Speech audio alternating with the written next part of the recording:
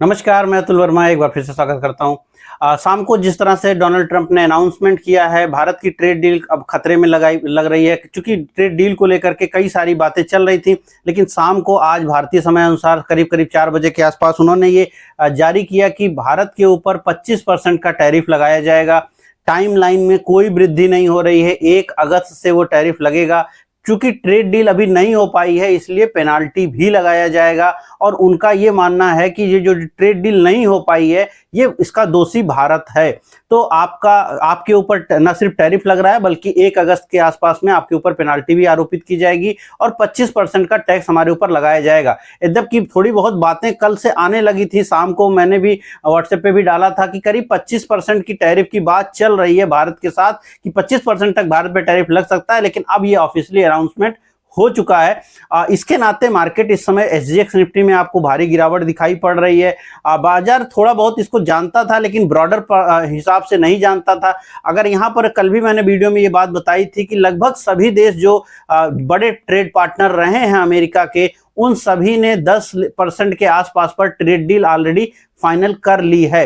भले ही वो सैद्धांतिक रूप से हो, अभी उस पर साइन ना हुआ हो, लेकिन चाइना के साथ, जापान के साथ, ईस्ट एशिया के बहुत सारे देश, वियतनाम, इंडोनेशिया, इन सभी के साथ इस टाइप की डील्स हो चुकी हैं। यूरोपियन यूनियन के साथ हो चुकी है, यूके के साथ हो चुकी है 10% की डील। लेकिन भारत के साथ ऐसी डील नहीं हो पाई। 25% की डील भारत के साथ वो शायद करना चाहते हैं, और अभी चूंकि टैरिफ वो सीधा 25% अप्लाई कर रहे हैं, तो कोई डील हुई नहीं है। ये डील का नंबर नहीं है, डील अभी होगी, लेकिन 25% का टैक्स वो हमारे ऊपर लगा रहे हैं और 1 अगस्त से ये चीज होगी और पेनाल्टी भी लगेगी।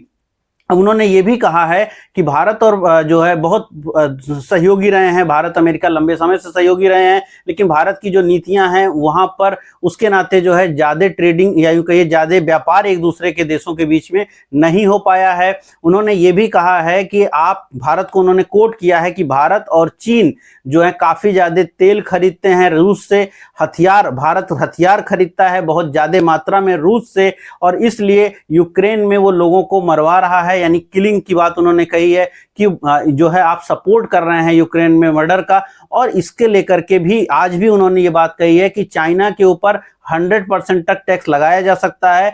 यहां पर उन्होंने ये बात कोट करी है कि अगर जिस तरह से तेल खरीद जारी रही, और चूंकि भारत और चीन ही हैं जो सबसे ज्यादा तेल खरीदते हैं रूस से, तो उन्होंने ये कहा है कि जो भी देश सबसे ज्यादा तेल खरीद रहे हैं उनके ऊपर हम 100% तक टैरिफ लगा सकते हैं।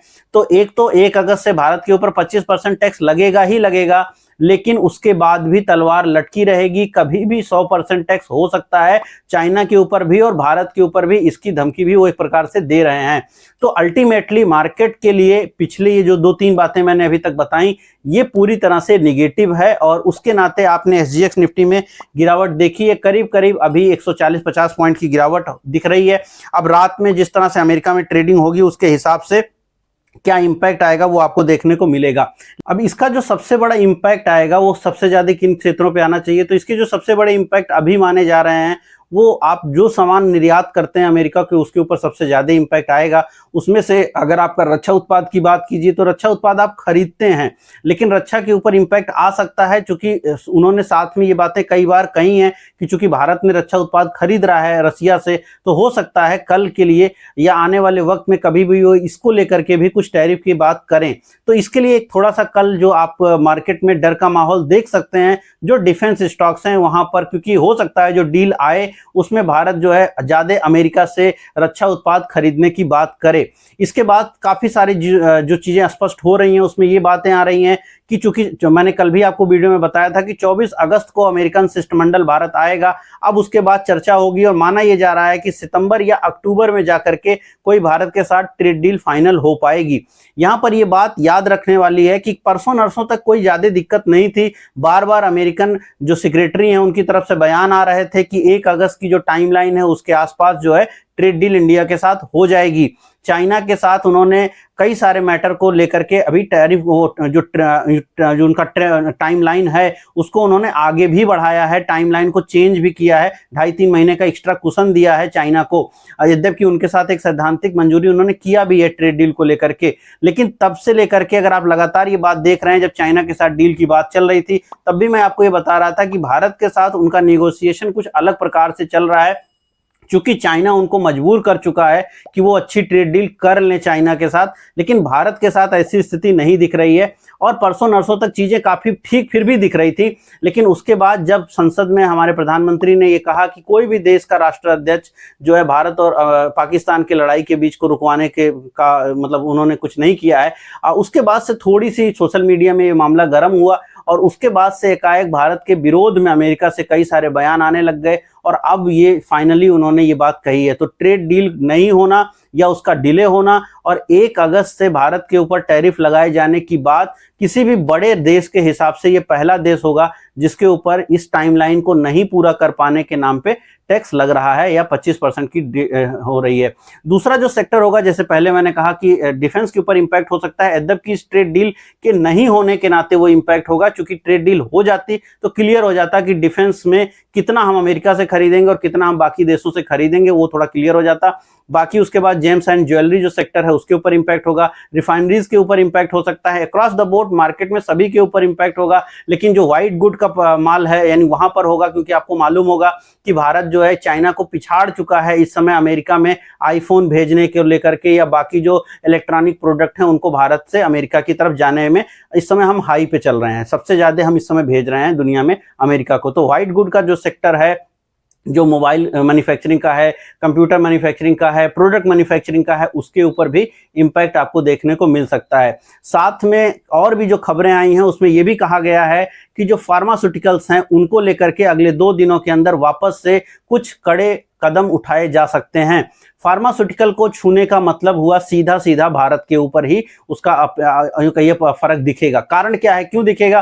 क्योंकि अमेरिका जो है ज्यादातर लगभग 80 to 90% जो फार्मा प्रोडक्ट खरीद रहा है वो भारत से ही खरीद रहा है। दुनिया में सबसे ज्यादा दवाइयां बनाने वाले देश हम हैं, दुनिया में जेनरिक और नॉन जेनरिक दवाइयों में सबसे बड़े मैन्युफैक्चरर हम हैं, और भले ही टेंडर विदेश की हो, कंपनी विदेश की हो, लेकिन वो भारत में उन दवाओं को बनवाती है, फिर अपने नाम पे लेबलिंग करके बेचती है। तो यूं कहिए व्हाइट लेबलिंग करके अगर आप फार्मा की बात करिए तो व्हाइट लेबलिंग फार्मा भी भारत में सबसे ज्यादा होती है, भारत में ही सबसे ज्यादा वैक्सीन क्रिएट होती हैं।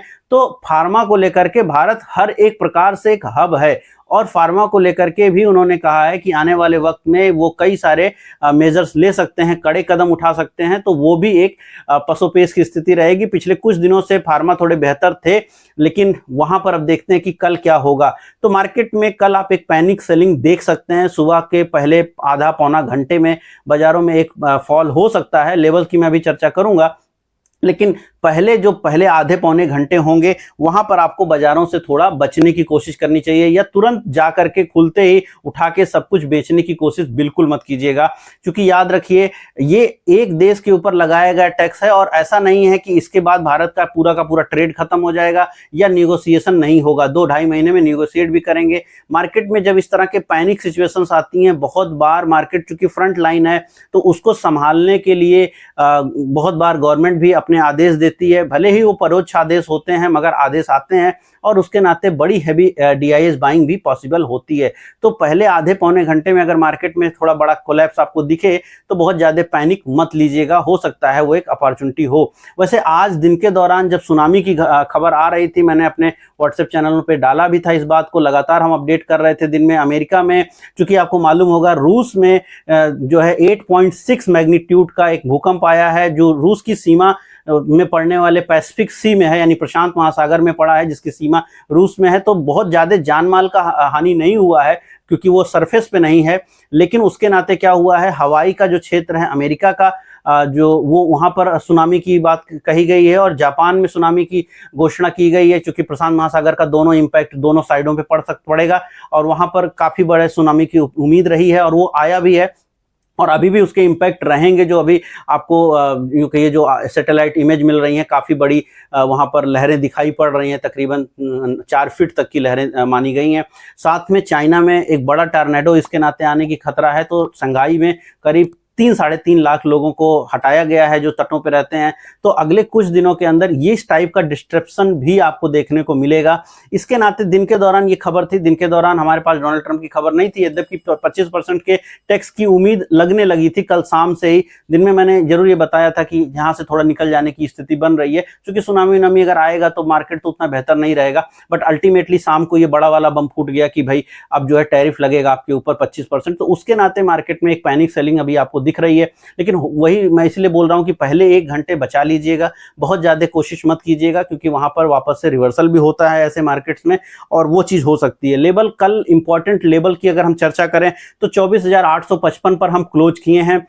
लेवल वैसे भी रटे होने चाहिए आपको। 24,450, 24,500 ये बड़ा इंपॉर्टेंट लेवल होगा। अभी जो SGX दिख रहा है, अगर हम मान लें कि 150 पॉइंट या 200 पॉइंट के आसपास हम नीचे खुलेंगे तो करीब करीब 650 के आसपास हमारी मार्केट ओपन होनी चाहिए, अगर हम SGX को सही मान के चलें।